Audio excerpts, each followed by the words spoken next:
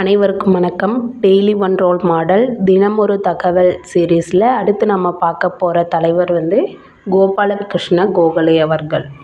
இவரோட பெயர் கோபாலகிருஷ்ண கோகலே. இவரோட காலம் 1866 மே 9 முதல் 1915 பிப்ரவரி 19 வரை. இவர் 49 வயது வரைக்கும் வாழ்ந்திருப்பார். இவரோட ஊர் மகாராஷ்டிராவில் இருக்க கேதா அப்படின்ற இடத்துல தான் பிறந்திருக்காரு.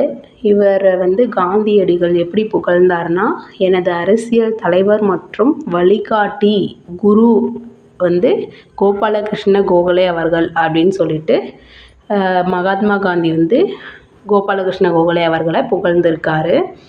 1899 பம்பாய் சட்டமன்ற கவுன்சில் சபைக்கு தேர்ந்தெடுத்திருக்காங்க கோபாலகிருஷ்ண கோகலே அவர்களை.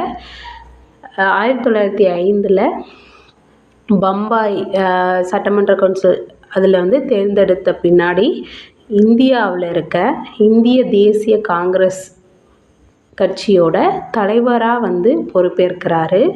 1907 சூரத் காங்கிரஸ் மாநாட்டில் காங்கிரஸ் மிதவாதிகள் தீவிரவாதிகள் அப்படின்ற 2 பிரிவாக பிரிஞ்சிருப்பாங்க. அதில் மிதவாதிகளோட தலைவராக கோபாலகிருஷ்ண கோகலே அவர்கள் தேர்ந்தெடுக்கப்பட்டிருப்பார். தீவிரவாதிகளோட தலைவர் யாராக இருந்திருப்பாங்கன்னா பாலகங்காதர திலகர் அவர்களாக இருந்திருப்பாங்க. 1905 பூனாவில் இந்திய பணியாளர் சங்கத்தை தொடங்கியிருக்காரு. யார் யார் இதை இந்திய பணியாளர் சங்கத்தை தொடங்கியிருப்பாங்கன்னா, நடேஷ் அப்பாஜி திராவிட், கோபால் கிருஷ்ண தியோதர், ஆனந்த் பட்வர்தன், இந்த 3 பேர் தான் இந்திய பணியாளர் சங்கத்தை தொடங்கியிருப்பாங்க.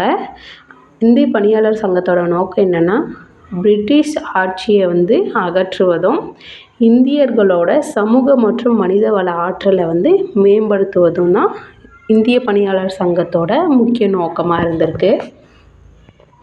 மிதவாத நோக்கத்துடன் கல்வி சிந்தனை மூலம் இந்தியர்களை எழுச்சி அடைய செய்தவர் கோபாலகிருஷ்ண கோகலே அவர்கள்.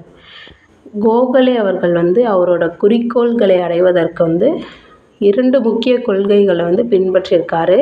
அது என்னென்னா, வன்முறையை தவிர்க்கணும், அரசு நிறுவனங்களுக்குள்ளேயே மாற்றத்தை கொண்டு வரணும் அப்படின்ற 2 கொள்கையை பின்பற்றி அவரோட வாழ்க்கையை வாழ்ந்திருப்பார். 1915 ஆண்டு பிப்ரவரி 19வது நாள் அவரோட 49 வயதில் கோபாலகிருஷ்ண கோகலே அவர்கள் இறந்திருப்பார். கோபாலகிருஷ்ண கோகலே அவர்களோட முக்கியமான இன்சிடென்ட்ஸ், டிஎன்பிஎஸ்சி எக்ஸாம் நோக்கில் முக்கியமான சில இன்சிடென்ட்ஸ்